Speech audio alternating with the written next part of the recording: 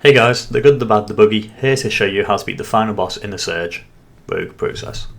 I want to start by saying I won't go into detail into many of his attacks, mainly because he has far too many of them, and even if you do know about them, it doesn't really help you avoid them that much.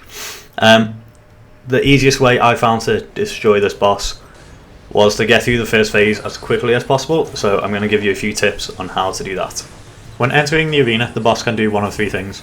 The first of which is he'll send out a mine that will follow you underneath the floor.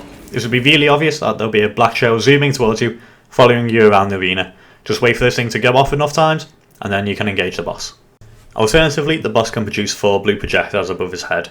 We found the way to avoid these was to run in an arc around the boss, staying at a medium range. This way you can dodge the missiles at the final second, and will let them crash into the ground and detonate. Running in a zigzag will not do anything, since these projectiles will home in on you. So just wait them out and then go into melee range. The final move that he'll do is where he jumps up into the air and tries to land on you. I found this is the move that I wanted him to do because it got me into the fight quicker, and I found it was the easiest one to dodge. The key to this fight now is to get it over and done with as quickly as possible. This is because some of his attacks are so badly telegraphed that you can't see them coming. Others, their hitbox is so much bigger than their character model. To defeat this boss, what you have to do is destroy his right arm, his back right leg, and his left leg.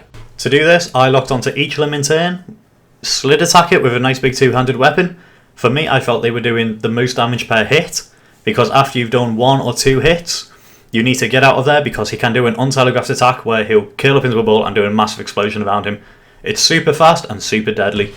Also, when targeting his back legs doing the side attack, you can get underneath his character model sometimes. This will allow you to get past most of his attacks unless you're really unlucky with the timing and he initiates his forward swing or he explodes on you. To destroy his right arm, we found it was easier to keep moving to your left. Doing this, he'll often initiate a vertical attack. You should be able to dodge it, get in close after his attack is finished, do a bit of damage and get back out of there before he does a sweep or an explosion. It's really important not to try and get too greedy with your attacks, because the explosion attack that he will often do is untelegraphed and does a huge amount of damage. So we can't stress how important it is just to do 1 or 2 hits and get straight back out of there. As you destroy a limb and turn it red, there will be a very brief audio. In this time the boss is stunned, so move to the next limb and prepare to attack it. Once the audio is winding down in the final second, you'll be able to do damage to the boss and he can't retaliate. Once all 3 limbs are being turned red, simply run to the pipe that you overcharged right at the beginning of the fight. The boss won't be able to hit you as you do this, so don't worry about that. This will start the second phase. After your character has been blown away and stood back up, just be ready to dodge his initial rush. The second phase of this boss is just like fighting the 4th boss. What you need to do is stay at medium range, dodging his attacks.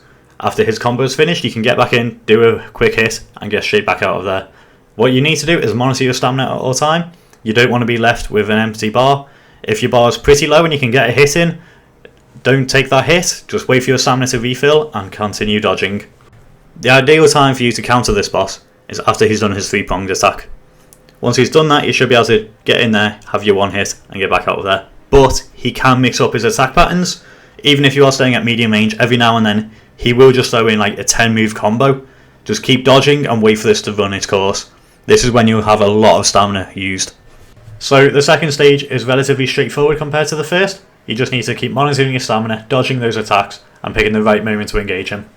In summary, for me, I found 2-handed weapons works best, just because the more damage per hit, and using a faster weapon I'd get greedy, go for the 3rd or 4th hit, and then I'd be open to retaliation. This shield giant was invaluable for me. It halved the amount of damage I took, which saved my life many a time. And my spec was a lot of health, instant heals, and a bit more stamina. Another technique we found that works on this boss, but takes a little bit longer to destroy him, is always keep moving to your left. That way he should just keep initiating his vertical attacks. You'll be able to get in there, do a bit of damage and circle back around. You can do this to his right arm and his back right leg, but for his left leg, your right, it gets a little bit tricky. You're going to have to run the gauntlet of dodging his sweep attack or his other vertical attacks that he can do. I hope this guide helps a few of you, because this boss can be incredibly tough. So good luck and happy hunting.